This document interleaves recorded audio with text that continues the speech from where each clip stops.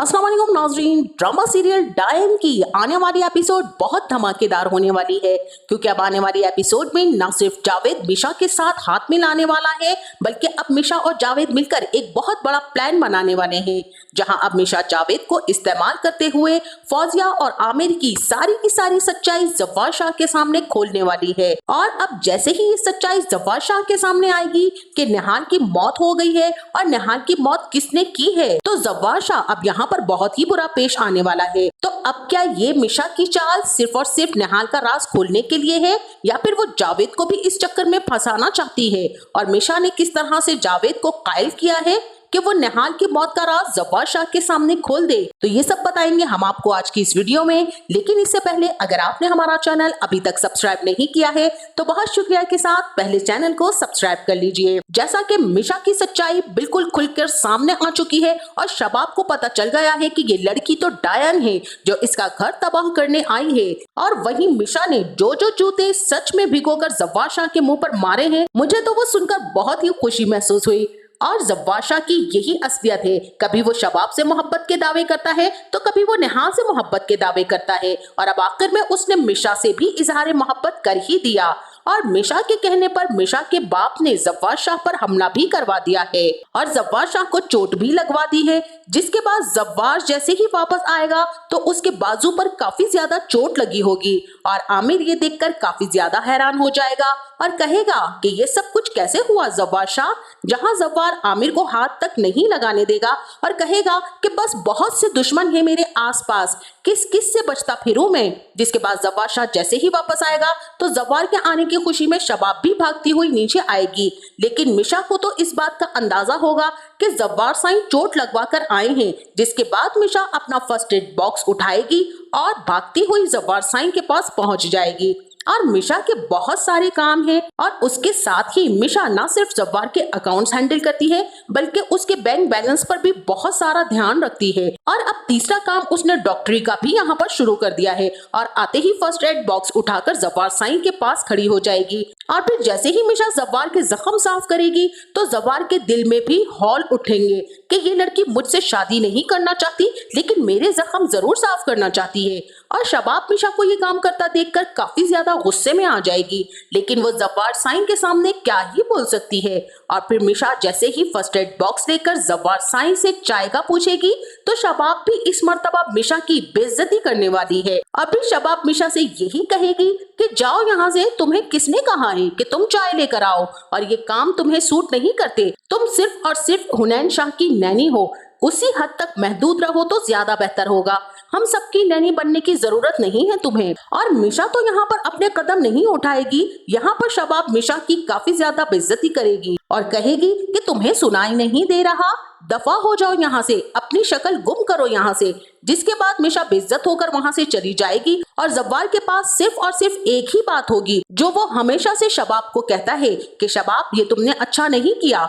और फिर शबाब कहेगी कि नौकरों को सर पर नहीं चढ़ाना चाहिए, मैं उसकी सिर्फ और सिर्फ इतनी ही कदर करती हूँ, और मुलाजमीन से सिर्फ इतनी ही हमदर्दी रखनी चाहिए जितनी की उनकी हैसियत होती है, और उसकी हैसियत सिर्फ और सिर्फ एक नैनी तक की है, इसलिए जफ्फार तुम भी उससे दूर रहो तो ज्यादा बेहतर होगा। जिसके बाद शबाब तो वहाँ से उठ के आ जाएगी, लेकिन जफ्फार काफी ज्यादा तकलीफ में होगा कि शबाब ने तो मेरे जख्मों पर नमक छिड़क दिया, कुछ देर बाद मिशा को मेरे पास बैठ लेने देती, ये औरत तो चाहती ही नहीं है कि मैं खुश रहूं।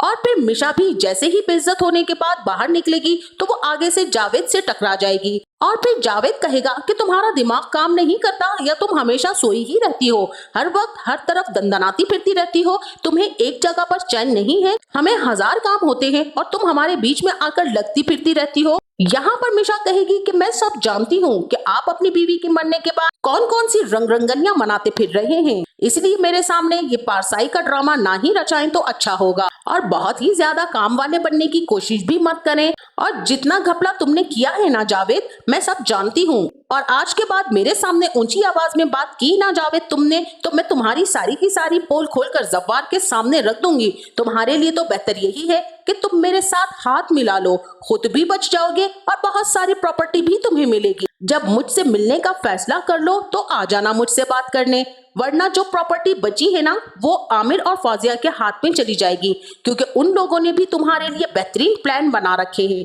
वैसे भी तो अभी तक तुम कर्जों में डूब चुके हो, ये ना हो कि अपने कर्जे उतारने के चक्कर में तुम कंगले हो जाओ। इसलिए बेहतर यही है कि मेरा साथ निभाओ। जिसके बाद मिशा सीधी अपने कमरे में जाएगी और डॉक्टर साहब को फोन करके कहेगी कि अब अगला पत्ता गिरने वाला है। आप जानते हैं मैंने एक बंदे को अपने साथ मिलाने का वादा कर लिया है, अब बहुत जल्द वो इंसान मेरा साथ देने वाला है। यहाँ पर डॉक्टर नवीद कहेंगे कि ऐसा कौन सा शख्स है जो तुम्हारा साथ देगा, और तब मिशा बताएगी कि जावेद, मैंने उसे कायल कर लिया है कि वो मेरा साथ दे, और अब बहुत जल्द वो मेरे पास आने वाला है क्योंकि उसे पैसों की बहुत ही ज्यादा जरूरत रहती है, और अब वो सबका राज खोलेगा।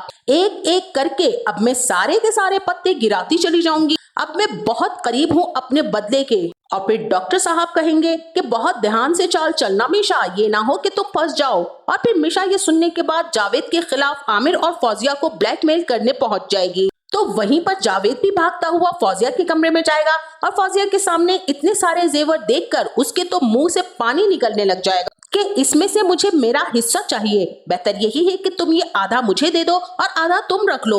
और फिर फौजिया कहेगी कि तुम्हारी इतनी औकात है, तुम कुछ ज्यादा ही नहीं खुल रहे हो, ये सब मेरा है और मैं तुम्हें क्यों दूं। और फिर जावेद कहेगा कि क्यों, तुम दोनों की वजह से मेरी बीवी का कत्ल हुआ है और मेरी बीवी के कत्ल के पीछे तुम दोनों का हाथ है। इतना ही नहीं, तुम दोनों ने निहाल को भी मारा था और इस नूरी को भी।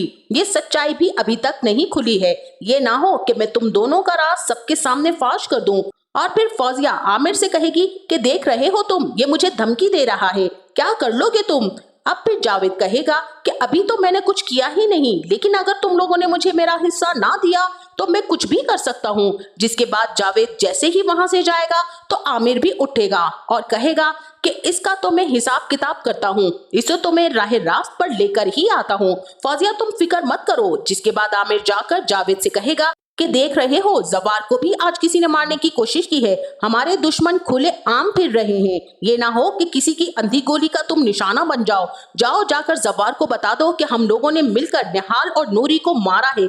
उसके बाद वो तुम्हें तो फूलों के हार डालेगा ना, बल्कि हमें फांसी पर चढ़ाकर तुम्हें अपने तख्त पर बिठा देगा। ये सच जानने के बाद तुम्हें भी वो पुलिस स्टेशन में ही फेंक कर आएगा।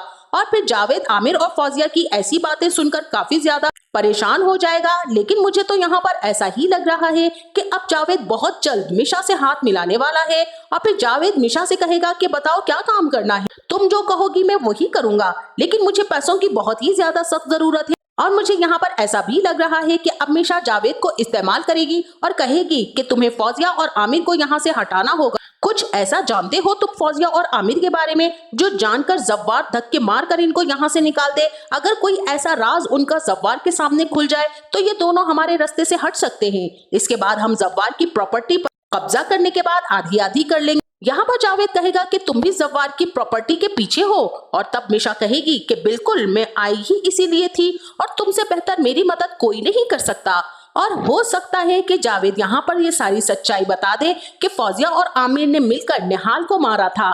जिसके बाद मिशा कहेगी कि चलो जाकर जव्वार के सामने ये सच खोल दो और मैं तुम्हारे साथ हूँ। इसके बाद जव्वार इन दोनों को धक्के मारकर इस घर से बाहर निकाल देगा।